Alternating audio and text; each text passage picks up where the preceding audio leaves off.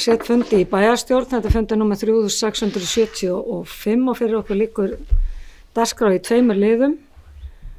Fyrri liðurinn er fjárhagsáætlun Akureyrarbæjar viðauki til málsteku bæjarfulltrúi Heimir Örn Árnason. Forseti, aðri bæjarfulltrúar. Hér er liður 7 í fundargerð bæjarráðs dagsettur 22. janúar 2026.